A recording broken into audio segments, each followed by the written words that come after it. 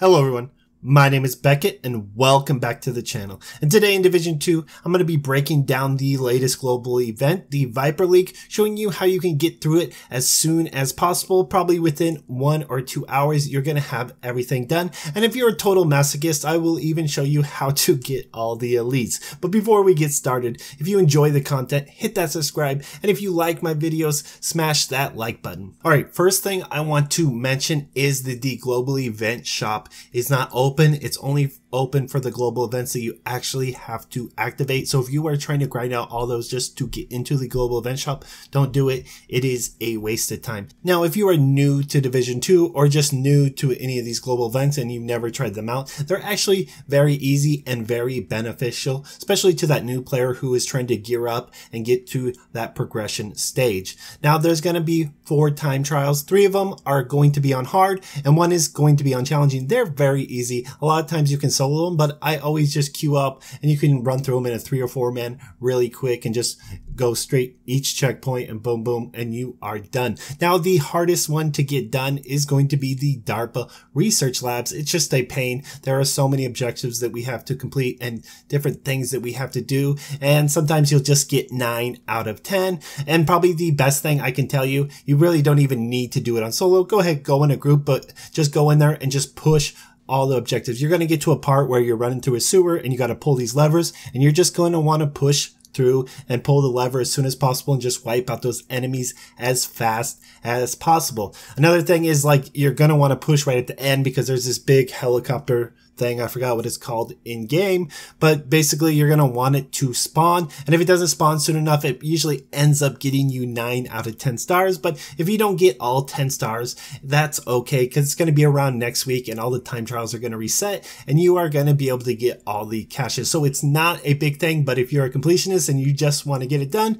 I totally understand. Now, when it comes to doing the weak points or getting the weak points destroyed, it can be very hard, especially in a group, especially when this event is going on, because everybody is going to be trying to go after the weak points. The best thing I say, and I say this whenever these global events come out and there's some little thing, some niche thing where we have to get like 50 deflectors or something weird. So weak point destroyed, we're going to want to go to Federal Emergency Bunker and you're just going to put it on challenging. You can put it on heroic, but it is much faster just to put it on challenging. And you're just going to run through that first corridor and there's about 4 or 5 enemies that have weak points, and just kill those 4 or 5 enemies. Just don't kill the last enemy. Otherwise you will get a checkpoint on challenging and then you're just going to have to go back and restart the mission. Just let that last guy kill you and you can rinse and repeat. Like I said, you're going to get 4 or 5 of these. Now, I wouldn't suggest grinding these out right away because there is plenty of things to do before that. First thing we're going to want to do is go ahead and run our time trials, since those are all Black Tusk missions. That's going to be fairly easy. Next thing we're going to want to do, if you didn't already do your manhunt missions, those are also Black Tusk, so we can bust those out. And if you still don't want to be a masochist and go to Federal Emergency Bunker, you can always head to the dark zone and just go to an invaded dark zone. It's always going to have Black Tusk in there and you can just farm those landmarks really easy. Even if you don't like the dark zone, you can just run in there, do hard things or hard landmarks. It's going to be very fast and very efficient, and you're going to get probably 4 or 5 elites each time you knock that one out. Now, if we've done our missions, we went to the dark zone, we did all the manhunt stuff, and we ended up killing all of our elites and we still have weak points left, then I would suggest going into the Federal Emergency Bunker if you really want to, but it is not necessary. Don't burn yourself on the game doing that. It's just not fun going after weak points. Now let's take a look at the rewards and the main reason we are doing this global event. And off the bat, I already see what you're doing, Massive. Get these optimization caches out of here. I'm not going to use it, and I hope you guys don't use the optimization station. It's not even worth it. They're like, oh, we get extra materials from those too. Don't you guys know? But it's only like 20 and they're all random. No. Screw that. We're not doing that. So, but we do want to do is at least get up to tier 6, or you can even go to tier 7, but really tier 6.